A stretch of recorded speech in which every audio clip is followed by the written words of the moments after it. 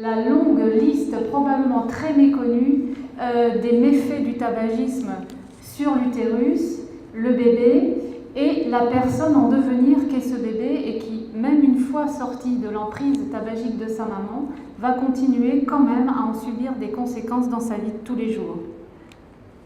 Donc, première chose, les données épidémiologiques, très rares, très disparates, utilisées évidemment de manière controversée, puisque moins on en sait, plus on peut dire n'importe quoi. Donc effectivement, Clotilde vous a dit, alors déjà, la première difficulté, une femme enceinte, quand on lui pose la question de savoir si elle fume, elle se méfie, elle va dire plutôt non, et plutôt si je fume pas trop. Donc déjà, on pense que la déclaration est très sous-estimée par les femmes interrogées. 63% des femmes déclarent arrêter de fumer pendant leur grossesse, avec une grande variabilité selon les études. 29% des femmes déclarent ne pas avoir été informées de la nécessité de ne pas fumer pendant leur grossesse.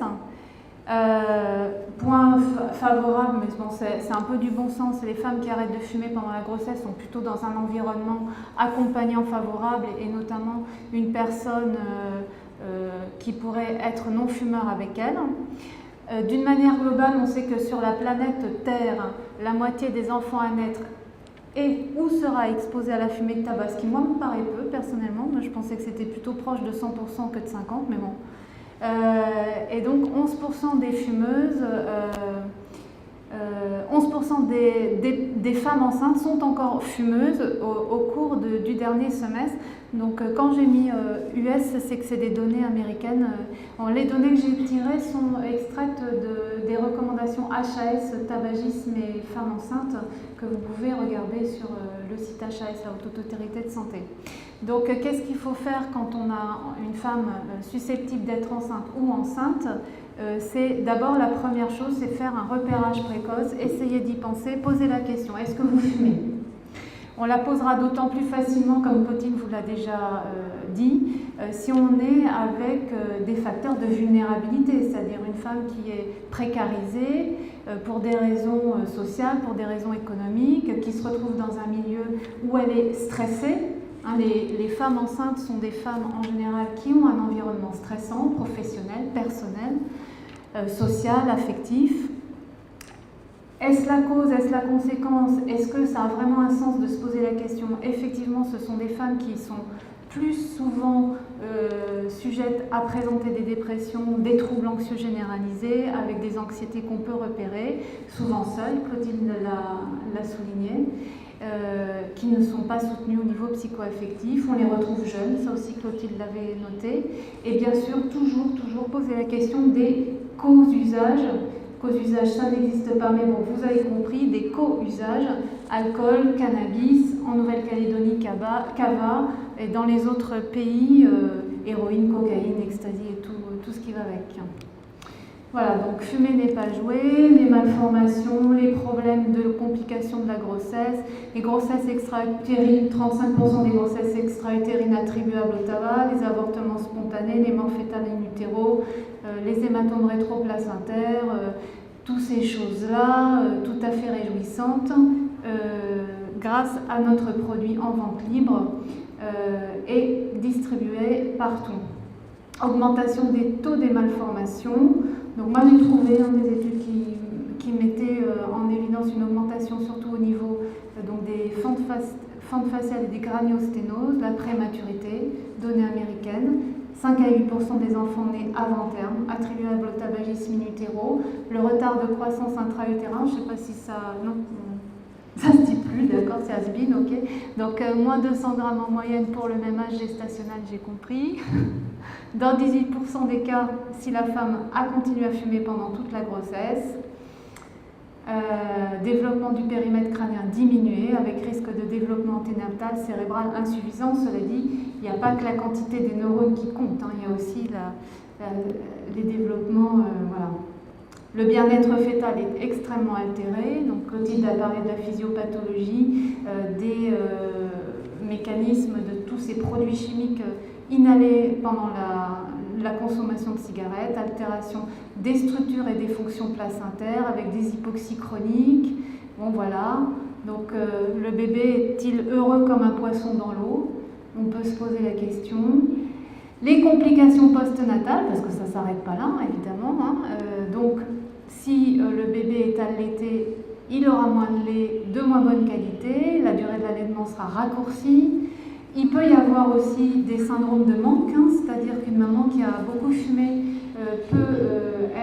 comme ça existe pour l'héroïne ou la cocaïne, peut entraîner, ou l'alcool même, chez son enfant un état de dépendance qui fait qu'à la naissance, quand il y a rupture du produit, mais il y a des manifestations de sevrage chez le bébé, augmentation de la mortalité néonatale, tout ce qu'on connaît déjà bien, nous qui sommes pneumologues, les augmentations, mort subite du nourrisson, toutes les infections des voies aériennes, supérieures, inférieures, l'asthme, l'hyperréactivité, l'obésité, le retard à l'apprentissage, les atteintes des gamètes, diminution de la fertilité des adultes, le diabète de type 2 pour les personnes après 33 ans quand ils ont été soumis au tabagisme maternel, augmentation de la vulnérabilité au cancer. Voilà, donc c'est le bingo et ça vous rappelle peut-être un tout petit peu, même si ça ne peut pas tout expliquer, ce qu'on peut observer parfois en sortant dans la rue en Nouvelle-Calédonie. Alors, est-ce qu'il y a une bonne raison médicale, bien sûr, parce qu'il peut y avoir une bonne raison économique, il peut y avoir d'autres bonnes raisons, mais est-ce qu'il y a une bonne raison médicale de laisser les femmes enceintes à continuer à fumer? Eh bien, non. Il n'y en a pas. La tolérance, c'est 0. L'objectif, c'est le sevrage complet, définitif, le plus rapidement possible. Le discours, il doit être univoque et clair et commun à tous les intervenants. Donc, voilà, l'ambiguïté génère des difficultés. C'est une femme enceinte entend un petit peu par-ci, un petit peu par-là.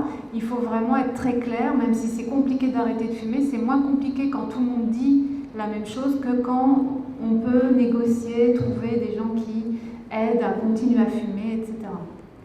Voilà. Alors comment on fait concrètement? On reçoit la personne, évidemment on repère qu'elle est fumeuse, on recherche tous ses antécédents, comorbidités psychiatriques qui peuvent être des éléments aggravants ou gênant le sevrage tabagique, les autres usages nocifs, ça je vous l'ai dit, les autres comportements addictifs. On déroule l'histoire de l'usage du tabac. Quand est-ce qu'on a commencé? À quelle occasion? Combien on fume? Est-ce qu'on a déjà essayé d'arrêter de fumer? Comment ça s'est passé quand on a arrêté de fumer? Est-ce que c'était dur? Pourquoi? À quelle occasion on a repris? Comment est son environnement? Comment est le travail? On évalue la thèse de dépendance à la nicotine par le test de Fagerström. On peut faire aussi des mesures du CO inhalé.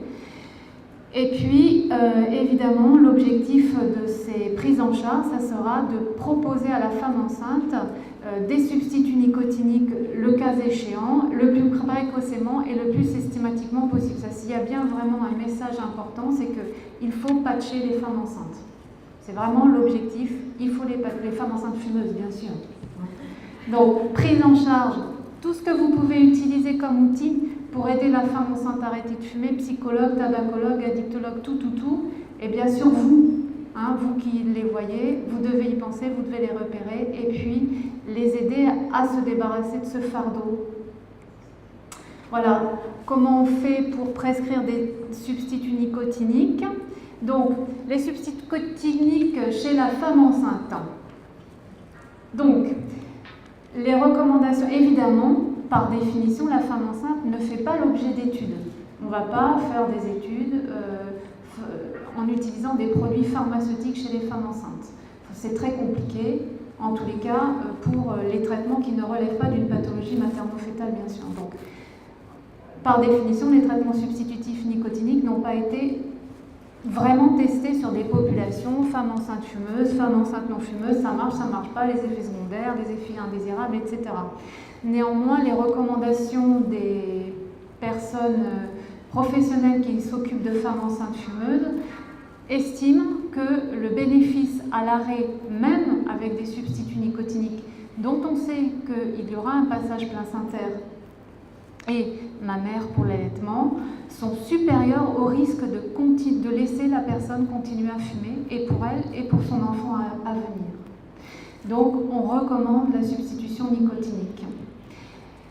Donc en Nouvelle-Calédonie, il y a à disposition les patchs sous forme de 7, 14 et 21 mg qu'on peut utiliser seul ou en association. On sait qu'en association, en général, le résultat est meilleur que seul. Mais bon, ça dépend de la consommation, ça dépend de la dépendance, ça dépend de plein de choses qu'on établit pendant la consultation. On y associe éventuellement des substitutifs oraux, donc sous forme de pastilles, de tables, de comprimés à sucer ou sous forme de gomme. Donc l'objectif, c'est de laisser fondre lentement le médicament pour que la nicotine puisse bien passer parmi les petits vaisseaux buccaux. Il existe 2 systèmes inhalés qui sont pharmaceutiques, donc l'inhaleur. Je ne sais pas si vous connaissez. Oui. C'est des petits, comme des genres de petits porte-cigarettes. Donc il y a une petite cartouche de nicotine dedans, on l'ouvre, on le clipse, et puis on peut s'en servir tout de suite dès que l'envie de fumer apparaît, et ça agit avec la même vitesse, ça monte en 7 secondes au cerveau, mais il n'y a pas tous les goudrons, cadmium, polonium, etc. associés, et ça calme l'envie de fumer spontanément. Ça ne crée pas de dépendance. Donc moi je m'en sers pas mal dans plein de situations. Le spray, donc un spray c'est 1 mg, mais sincèrement j'ai essayé le spray, c'est dégueu, ça donne envie de vomir, enfin bon, je le recommande pas. Il existe mais je le recommande pas. Et la cigarette électronique, bon bah ça c'est vraiment du dernier recours si vraiment on est en échec avec tous les autres produits disponibles, on peut ne pas déconseiller la cigarette.